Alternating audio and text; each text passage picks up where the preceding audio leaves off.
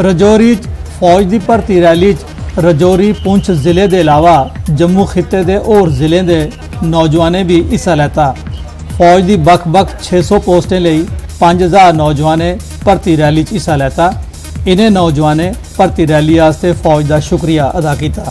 जनाब जी आर्मी है बड़ी बेहतरीन भर्ती कर रही है जनाब। 10 मुंडा ग्रुप दौड़ाए जाए तो उस शायद पहली गल है कि इस टाइम मौका की सूरत है, बहुत सलूक कर रहे हैं हमारे नाल, बहुत अच्छा अपना मतलब पेश आ रहे हैं।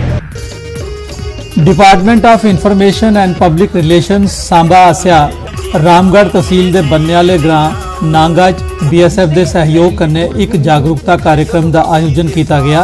कार्यक्रम में लोगों की खास करिए नौजवानों की वोट पाने के हक के बारे जागरूक किया गया। असिस्टेंट कमांडेंट BSF मनु मोगोत्रा कार्यक्रम के मुख्य परौने हैं।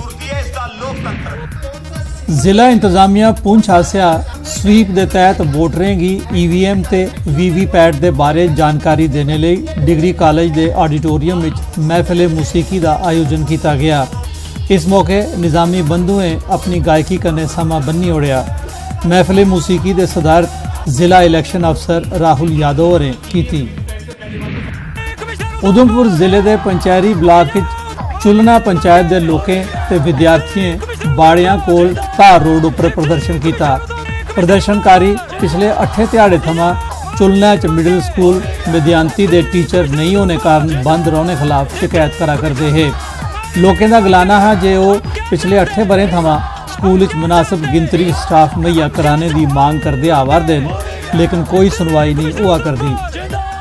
साड़ी 7-8 साल की मांग है, उधर सर कोई टीचर लाता कि नहीं है। आज JDO साहब को जाते ना, JDO साहब आखते ना CO साहब को जाओ, जाएंगे CO साहब को, CO साहब आखदा DC साहब को जाओ। 18 तरीक का बंद है सर, आज 25 तरीक है, वो 18 तरीक को बंद है सर। बच्चा कोई भी स्कूल में सर नहीं जाता। बच्चा ये मांग करता है अगर बच्चे स्टाफ आंदा है तब बच्चे आने की तैयार है, स्टाफ के नहीं है सर उधर। पुंछ राजा सुखदेव सिंह जिला अस्पताल चलार दे प्रधानमंत्री जन औषधि केंद्र आसिया अस्पताल की 5 व्हील चेयरां दित्तियां गईयां तांजे अस्पताल गर्भवती महिलाएं ते दिव्यांगें की टेस्ट वगैरह कराने जां एक वार्ड थमा दूए वार्ड ले जाने औख नहीं होए। प्रधानमंत्री जन औषधि केंद्र जो असें इत्थे 2 महीने तो चला रहे हैं पुंछ च, उसने तरफों असें हॉस्पिटल एडमिनिस्ट्रेशन की 5 व्हील चेयर जोड़ियां डोनेट कीतियां। उधमपुर जिले की रामनगर तहसील के बाड़ी ग्रां के लोगों की तुनाल थमा तागन तोड़ी सड़क का काम अध मझाटे छोड़ी दिते जाने मूजब बड़ी मुश्किल हो रही है। साल 2011 शुरू किया गया काम नामुकम्मल के रही गया है।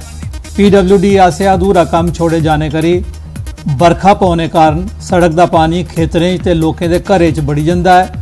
कच्ची सड़क उपर गड्डियां की आओजाई नहीं होने करी बाड़ी ग्रां के लोगों की 5 किलोमीटर पैदल चलने पौंदा है। सर इस रोड का काम 2011 च लग्या PWD अंडर आंदा रोड, और ये रोड सर अज की डेट च अगर गल करचै अनकंप्लीट है। ये रोड पूरा नहीं होया, अज भी ये रोड अद्धा रस्ता अटकी दा है। PWD डिपार्टमेंट की तरफा यदि कोई भी जेह्ड़ी है मरम्मत नहीं हुई, कोई डंगे नहीं दवाए उन्हें। इत्थे बड़ी बरखा होंदी है, सारे घर भी जेह्ड़े बड़ी था पानी आंदा घरै उप्परे। रोड बना ते पैदल जाना पौंदा बड़ी दूर, अद्धा घैंटा लगदा हा गड्डियै उप्परे। उत्थै बड़ी दूर है ओह् रोड।